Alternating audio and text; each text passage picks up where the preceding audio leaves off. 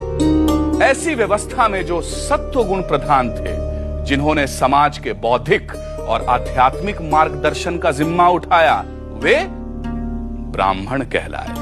जो रजोगुण प्रधान थे, योद्धा थे, वीर थे, युद्ध में कुशल और निर्भीक थे, जिन्होंने अपने समाज, अपने समुदाय की रक्षा की जिम्मेदारी उठाई, वे क्षत्रिय कहलाए। जो रजो और तमोगुण प्रधान थे, जिन्होंने समाज के पालन पोषण, भोजन और रोजमर्रा की जरूरतों की जिम्मेदारी ली, वे वैश्य कहलाए। और जो तमोगुण प्रधान थे, जिन्होंने अपने समाज, अपने समुदाय की सेवा की जिम्मेदारी उठाई, वे शूद्र कहलाए। वर्ण की इस व्यवस्था का अपने प्राचीन रूप में जन्म से कोई संबंध नहीं था। तो क्या आप वर्ण व्यवस्था को नहीं मानते आचार्य? मैं वर्ण की उस व्यवस्था को नहीं मानता जो ये कहती है कि वर्ण का संबंध जन्म से है। मेरी दृष्टि में जन्म से कोई ब्राह्मण, कोई क्षत्रिय, कोई वैश्य और कोई शूद्र नहीं होता। और इसकी घोषणा मैं नहीं, वेद और ऋषि याज्ञवल्क्य करते हैं और समस्त ऋषि उसका समर्थन करते हैं। ये कब कहा था याज्ञवल्क्य ने आचार्य विष्णुगुप्त?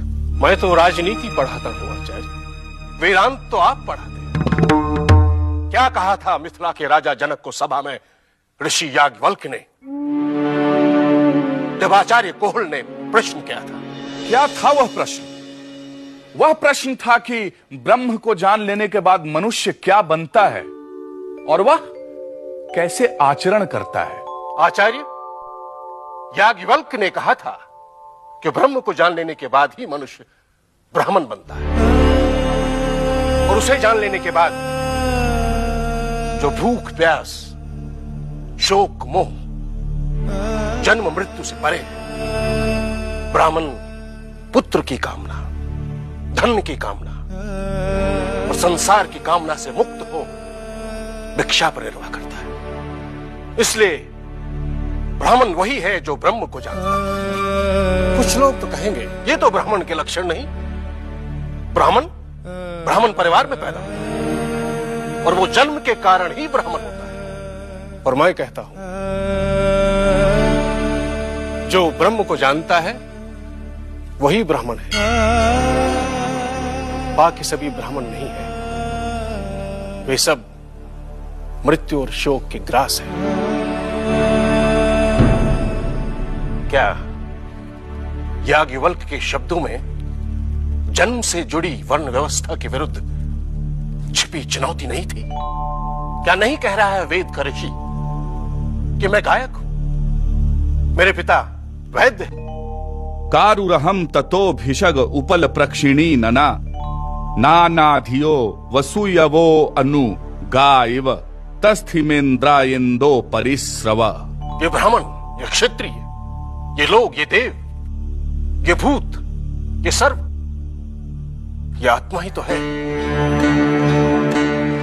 आचार्य क्या वेद घोषणा नहीं कर रहे हैं कि वर्ण व्यवस्था जन्मना नहीं? तो फिर कोई श्रेष्ठ और कोई हीन कैसा?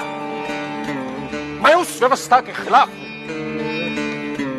जो प्रत्येक मनुष्य को सामाजिक और आध्यात्मिक उत्कर्ष का अवसर दे। हर मनुष्य को अपना श्रम चुनने का अधिकार होना चाहिए, क्योंकि वही पुरुषार्थ है। और श्रम का विभाजन किसी एक वर्ण का अधिकार नहीं हो सकता। यदि भार्गव राम परशुराम परशु उठा सकते हैं और 21 बार क्षत्रियों का विनाश कर सकते हैं, तो चंद्रगुप्त भी राजधन धारण कर सकता है। यदि विश्वरथ विश्वामित्र ब्राह्मण बन सकते हैं, तो चंद्रगुप्त भी क्षत्रिय बन सकता है। यदि लोमहर्षण सूत व्यास पद पा सकते हैं, तो कर्ण को भी शस्त्र विद्या सीखने का अधिकार मिलना चाहिए। आचार्य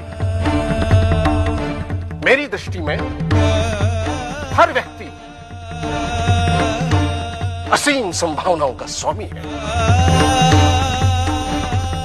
और उन संभावनाओं के द्वार खोलना ही वर्ण व्यवस्था का उद्देश्य होना चाहिए।